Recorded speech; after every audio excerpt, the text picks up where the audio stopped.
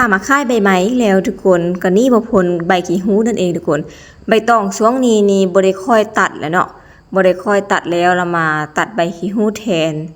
ก็ยังเป็นคำถามหรือเป็นเมียงที่สาวถามตัวเองบ่ได้ทุกคนว่า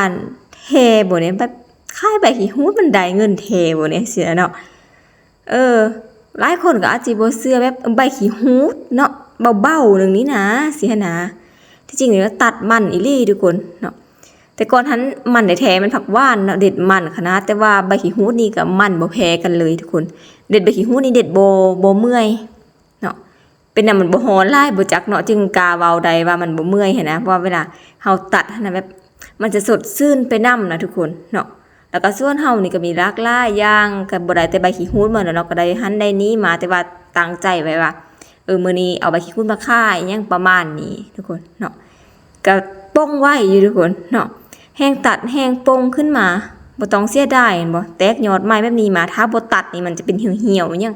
ไปเลยเนาะแต่ว่าที่สำคัญต้นปลูกใหม่หันบ่ให้ตัดเด้อเนาะตัดจำๆนะให้เพิ่นใหญ่ขึ้นเวลาตัดเอาแต่ยอดมันเอานะทุกคนเนาะแม่สะอ่อนเอาแถวว่าเจ้าเอ้ยแต่ว่าถ้าจะเลือกตัดใบค่ายแล้วให้ตัดมาร์กทิ่มเด้อเนาะบ่ให้จงมาร์กไว้ว่าซะสังเกตบางยอดมันเนาะเวลายอดมันสุดๆไปแล้ว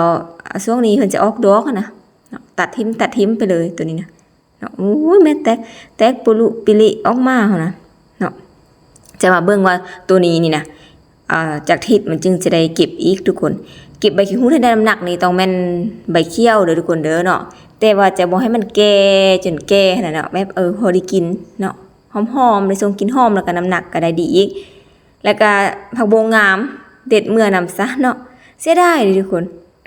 ก็บ่ได้มาปล่อยมายังเนาะเจ้าของเจ้ายังมาคนตกมีน้ำยังมาเนาะแล้วก็มีเกิดผักบงมาสะอ่อนเนาะก็จะได้ใบขี้หูดตัวอันสุหอบนี่ได้น้อยเด้อได้น้อยก่อน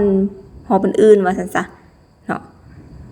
เด็ดเรียนแถวมาเรียนมายังเนาะแล้วก็มาเห็นผักกันทิ่นงามโพดเนาะคือเมนูบ่ออกดอกแต่ว่ามันงามข้อเด็ดไว้ก่อนว่าซั่นซะเนาะผักกันทิ่นนี่เห็นยังกินได้ทุกคนก็ได้แต่กับตำบักหุ่งใส่ข้าวปุ้นฮอนเท่านี้แหละเนาะสำหรับพี่เคยกินในเมนูอื่นนี่เป็นเครื่องเคียงเป็นอันกับเนาะกับหันกับนี้กับต้องกินประมาณนี้ซะขึ้นกับผู้มักตัวนี้แต่ว่ากินแห้งว่าซะกินแล้วกินแห้งเนาะก็จะได้มาเด็ดอยู่เหือนแบบนี้ตัดเอาการมาแล้วก็เด็ดอยู่หน้าก็เด็ดอยู่ส่วนหันก็มีอยู่นะหูเป็นใบมานะก็แล้วแต่กันละโอกาสแล้วแต่ละงานอะไรจะได้มันควรส้มควรเด็ดเนี่ยได้ขนาดแต่ว่าส่วนหลายเฮาจะเล็มทอบนี้เล็ม